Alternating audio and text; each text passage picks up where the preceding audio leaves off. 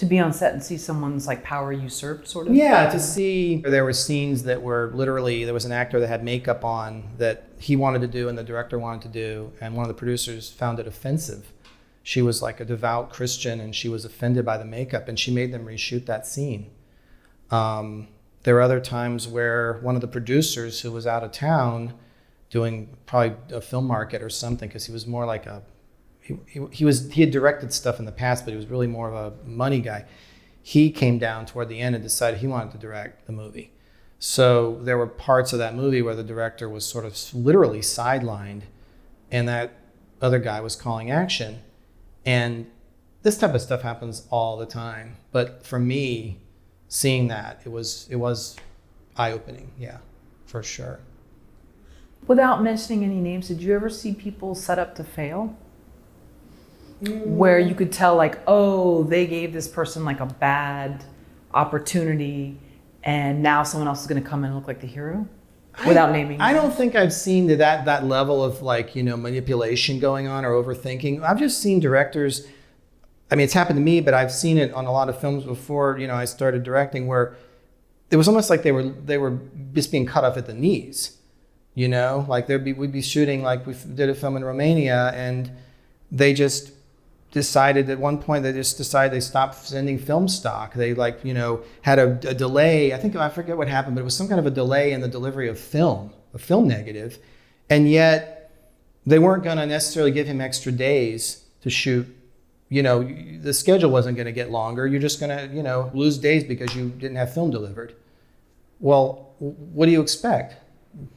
What do you expect for those type of situation? But so I'd see people get put in situations where it's like, what do you think's going to come out of this? It's not going to be good. You're cutting your own movie off, basically. But I've seen that time and time again, and I've seen that plenty of times on things I've directed too.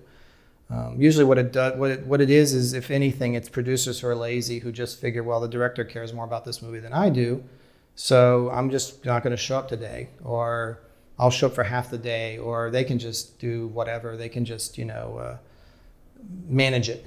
And guess what? Yeah, we are going to manage it because we do care and we want the movie to come out well. So that's I don't know if you call those mind games. I think sometimes it's just more like laziness, but there is a little bit of a mind game going on there because you're doing that knowing that the person is going to, take up the slack, Do you let on that you know that? Or do you try to carry on like everything's great and hopefully it becomes great? I probably initially carried on more and didn't say anything. And then there were other times where I flat out would tell them what I thought, and that's why like this one producer that I did a lot of movies for, I just stopped working with him after a while because I couldn't take it anymore. I just couldn't take. But that and many other things. Laziness and incompetence I can take more than like meanness and name calling and personal attacks and things like that. Sure. But you do get to a point where because you really are partners in this. I mean, if you're making a movie, if you're directing a movie, essentially on a lower budget thing where you usually would have a producer and a director, let's just simplify things. As far as I'm concerned, you're partners in that. When you're on set, it doesn't really matter who raised the money or who's going to supervise post or what. When you're there making a movie, you should be equal partners in that. And, and by that same standard, if they're not pulling their weight or they're making it hard on you, you have the right to call them out on that.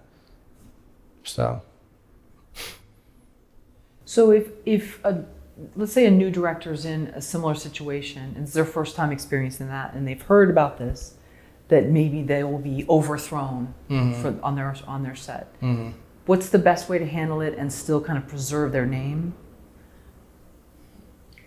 I mean, if you've got people doing things behind the scenes that are trying to get somebody removed, which we've actually, just saying that made me think of another situation, not on something I directed, but something she and I both worked on, Josephina and I both worked on. That was definitely going on. Being set up to fail, I don't know. I think you just have to carry on until, and especially if it's your first movie, your second movie or whatever, you're just trying to get some films completed and have a track record as a director. I think you need to try to keep it even keel as much as you possibly can. You know, because I do know a lot of people, by the same token, I know a lot of people who've made one movie and that's it. Because of, you know, whatever temperament issues or blowouts or things that didn't go well, and it just turned into such a fireball that was it for them. There's a lot of people like that too, you know, and they wanted to make more films, but they're not gonna, because it just blew up so much. So I think you have to try to keep a lid on it as much as you possibly can. I don't know. I think everyone has their own personal gauge of that. Well, some people are great at being politicians, and they know the game someone's playing, and they can still just be smooth back and make sure. And other people, I think, wear their heart on their sleeve, or they're just more like, no, I'm gonna call BS when I see it. I'm just gonna I was definitely not doing that. I mean, you know, you'd have a film like, you know, for example, I did a film. This was a problem with the DP, not with the producer, with the DP. Sometimes DPs can try to take over movies and be very bullying because they know they have the power, especially if they have their own camera package and everything. That can happen sometimes. And I did one movie where, you know, the DP was really pulling, you know, he was just making it clear that he was, you know, going to determine a lot of things about when we were going to start and stop and how much they're going to do and this and that. And I really kept my mouth shut through the entire process because I had a friend who had money in that film, you know, a personal friend. I had more or less some money in the movie at that point, and I really cared a lot about that movie, and I wanted to preserve it and complete it. So a lot of times I was not wearing my heart on my sleeve for my first few years of directing. I think later on, I'll start to make more, you know, comment more on things that aren't working right or whatever, but. Yeah, it's interesting how managing egos is such like an important skill in adult life that no school really prepares you for that. Well, you know, the best way to put it is like Josephina and I both say, it's like on the movies we're doing now, we're in charge, but like, you can say you're in charge, but at the end of the day, you're really trying to get the best out of everyone and work with everyone and do what's best for the movie. So really the movie's in charge. You know, and the movie's in charge. I mean, and that's the same with the one I just mentioned in the desert. I mean, what's really important? The movie. That's the most important thing. So is it about telling somebody to their face what you think about them, either privately or publicly? Or is it about completing the movie and then moving on to the next project? Because you can always do another movie and then you can work with somebody else next time. That's usually how you handle those type of situations. And we've both tried to become more and more diplomatic over time. We try to learn from our experiences and, you know,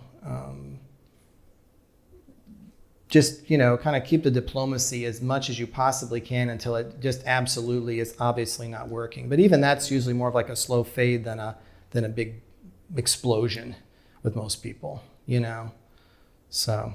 I like that. The movie's in charge. It is. Really, it's the most important thing. And look, sometimes people do crazy things because of that. You know, sometimes people put their lives in danger and other people's lives in danger because of that. Directors get huge egos. The movie, I see it from all different angles. And especially since we've been executive producing things lately, we are on the other side of the table. So we see it even more from that perspective, which is interesting. But yeah, the movie, ultimately, that does need to be the main thing everyone's working toward. And if some other people don't care about it and they're going to quit or they're going to, you know, do whatever, well, you know what, you still need to complete it and to the best of your ability. You still need to finish it, and for your own sake and for the film's sake, you know. So. Relax, the movie's in charge. Yeah. It is. I mean, it really is, you know. And it's going to do what it's going to do later on too, you know.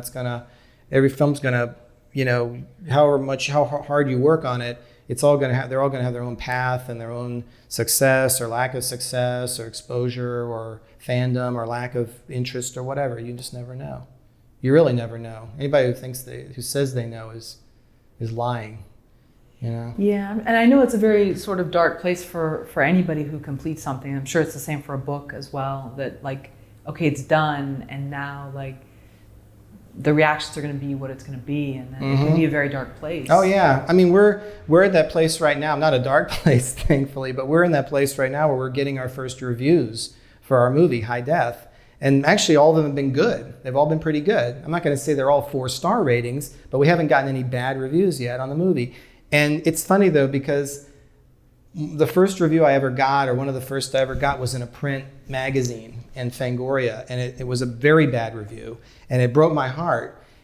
And at one level, I was thrilled to be in the magazine. On another level, I was upset because they hated the movie. And I think over time, I've gotten more and more, like, I get less and less bothered by reviews. I think the more stuff you make, the more movies you have out there, and, you know, the more, frankly, other things you do with your time, you will care less about that. I think, you know, every movie is going to have its fans and its detractors, and, you know, you will not find one movie that everybody loves, you know, and you find plenty of movies, especially in the horror genre, that people love or hate. So you get less bothered by that over time. But it is always a little bit of a suspense you're put in when the first reviews start rolling in, and you're like, oh, see what people think, you know.